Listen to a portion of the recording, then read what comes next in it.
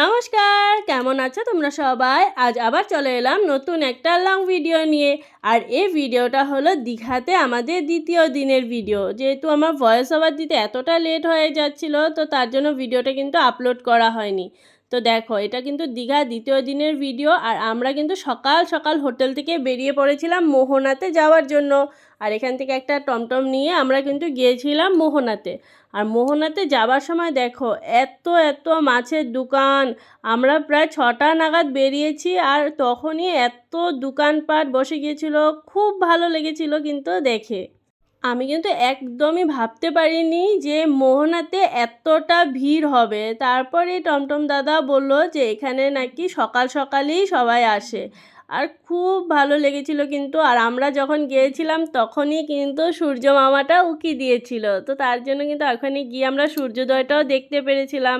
তো দেখো কি সুন্দর লাগছে, তাই না সূর্যি মামাকে দেখতে। আমার কিন্তু খুব ভালো লেগেছিল মোহনায় ঘুরে। আর এই জায়গাটাতে কিন্তু সাগর আর নদী একসাথেও মিশেছে, তার জন্যই কিন্তু এই জায়গাটার নাম হয়েছে মোহনা। আর দেখো, এখানে কিন্তু সকাল সকাল সবাই এসে একদম দোকানপাট খুলে প্রায় ছটা ছটা আমরা গিয়ে পেয়েছি ওখানে 6টা। তার আগে থেকেই কিন্তু একদম দোকানপাট বসে গেছে এখানে। আর অনেক অনেক খাবারের দোকান ছিল, একদম প্রচণ্ড ভিড় ছিল এখানে। আমি ভাবতে পারিনি যে মোহনাতে গিয়ে এতটা ভিড় পাবো আর কি, এত সকাল সকাল, তাও আবার। আমার কিন্তু ঘোড়াতে ওঠার সেদিনকেও খুব মন ছিল, কিন্তু যেহেতু আমরা আগের দিনই ঘোড়াতে উঠে গিয়েছিলাম, তো তার জন্য আর কিন্তু ওঠা হয়নি। আর দেখো, এখানে সাগরে কি ঢেউ। ঢেউটা দেখে একদম প্রায় মনটা পুরো ভরে গেছে, জানো তো। আর সাগরে যাব, পাওটা ভেজাবো না, এটা কি হতে পারে বলো।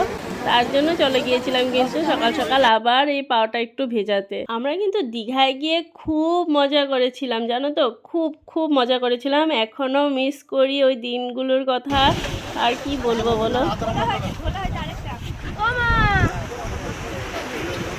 আর আমরা সেদিনকাই যেহেতু দীঘা থেকে কলকাতা চলে গিয়েছিলাম, তো তার জন্য কিন্তু আমরা মোহনাতে বেশিক্ষণ থাকতে পারিনি। আর দেখো, এখানে কত রকমের মাছ, এই মাছের দোকানগুলো আমার খুব ভালো লেগেছিল। আর শঙ্কর মাছও কিন্তু আমি ওখানেই প্রথম দেখেছি, জানো তো। আর দেখো, এখান থেকে কিন্তু আমরা বেরিয়ে আবার চলে গিয়েছিলাম কিন্তু নিউ দীঘাতে। তো যেহেতু নিউ দীঘাতে আমরা রাত্রিটা কাটিয়েছিলাম, আর ভাবলাম একটু যাবার আগে আরেকবার একটু সমুদ্রটা দর্শন করে যাই। আর দেখো, সমুদ্রে কি ঢেউ ছিল সেদিনকার, একদম মানে খুব ভালো লেগেছিল, জানো তো।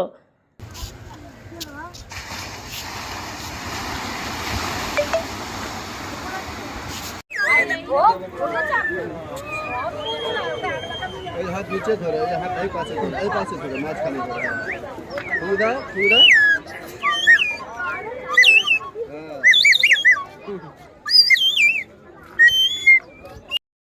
আর এদিকে আমার ছেলের তো বায়নারে শেষ ছিল না। ওর এটা চাই ওটা চাই, দেখতেই পারছো ও কতটা বায়না করছিল। ওকে নাকি আমরা কিছুই কিনে দিইনি।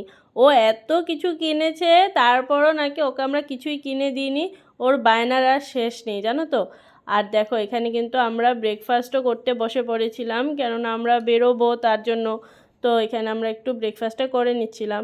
আর আমার ছেলে দেখো এখানে লুচি খাচ্ছিল, আর ও বলছিল ও নাকি কাউকে দেবে না, ও নিজে নিজে খাবে। ওর এত মানে কি বলবো, ওর মানে বায়নার শেষ নেই। আর আমার বর তো ডোসা পেলে আর ওর কিছু লাগে না, ও ডোসা খাচ্ছিল। আর আমরা এখান থেকে খাওয়া দাওয়া সেরে তারপর কিন্তু হোটেলে গিয়েছিলাম। হোটেল থেকে লাগেজ সব বার করে এনে একদম হোটেলকে বাই বাই জানিয়ে, দীঘাকে বাই বাই জানিয়ে কিন্তু চলে গিয়েছিলাম কলকাতা। আর খুব মনটাও খারাপ লাগছিল, একদম মন চাইছিল না। আর তার থেকেও বেশি মন খারাপ লাগছিল আমাদের বাসে যেতে হবে। আর কি বলবো বলো।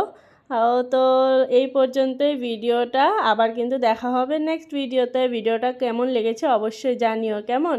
আর ভালো লাগলে লাইক কমেন্ট করে দিও। বাই।